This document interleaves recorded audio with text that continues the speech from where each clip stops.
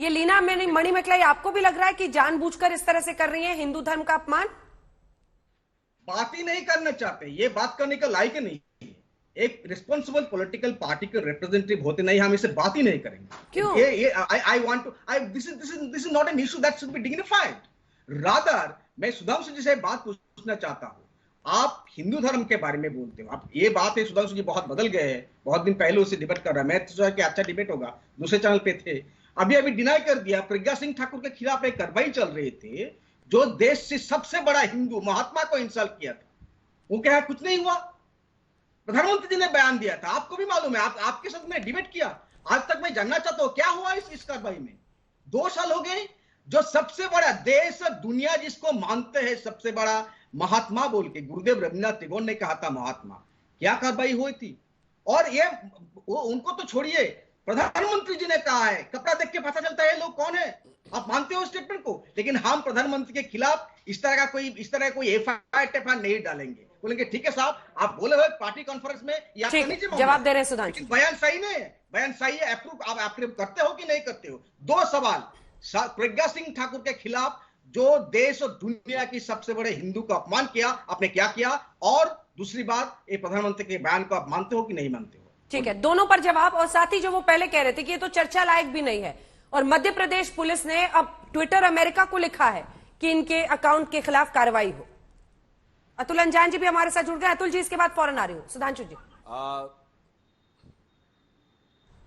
अंजना जी, दोहरा चरित्र क्या होता सामने आ गया।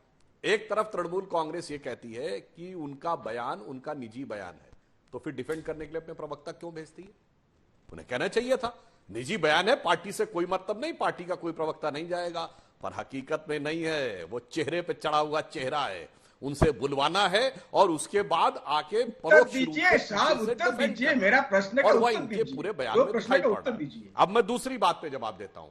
दूसरी बात, आपने कहा कि महात्मा गांधी सबसे बड़े हिंदू थे। महात्मा गांधी का रोज का भजन क्या था? रघुपति राघव राजा राम। महात्मा गांधी का राजनीतिक दर्शन क्या था? राम राज्य। अंतिम शब्द क्या था? हे राम। वो जो उनकी समाधि पर भी लिखा है। और उसके बाद राम बोलना अपराध हो गया और राम को बाकायदा कोर्ट में हलफनामा देख कह दिया गया थे नहीं, तो महात्मा गांधी का सारा राजनीतिक दर्शन, महात्मा गांधी की आत्मा की हत्या किसने की? मंडल बताइए, महात्मा गांधी की आत्मा की हत्या उस दिन आपके बीच में भी किसी ने नहीं बोला। आप बीच में डिस्टर्ब, आप बोल रहे तो मैंने डिस्टर्ब नहीं किया। सर बदला कौन है, हम या आप? दिखाई पड़ रहा है सर, आप अपने बोल रहे थे, मैंने कुछ नहीं बोला। तो महात्मा गांधी एक व्यक्ति नहीं थे, एक शरीर नहीं था जिसकी हत्या की जाए। महात्मा गांधी एक विचार था। उनकी आत्मा की हत्या उस दिन हुई जिस दिन कहा गया कि उनकी समाधि पे लिखा हे राम झूठा है।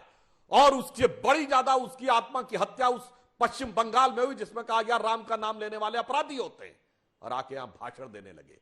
इसीलिए मैं कह रहा हूं कि आप लोगों ने जिस प्रकार के कार्य किए हैं भारतीय धर्म संस्कृति, हिंदू धर्म संस्कृति को अपमानित और लांछित करने के लिए, हाँ, जो आपने टिप्पणी की बात कही बिल्कुल सही बात है। आपको यही कहना चाहिए था कि महुआ मोत्रा की भी कोई टिप्पणी के लायक नहीं है, इसलिए हम उसका डिफेंस नहीं करेंगे। मगर हम आके उसका डिफेंस करेंगे और उसके बाद आकर आप ये कहेंगे। और एक बात और कह दूं, वो कह रही हेट मशीन बन गई। अरे भाई, केवल कुछ दिन पहले, अंजना जी देखिए भगवान की लीला कितनी अपरंपार है।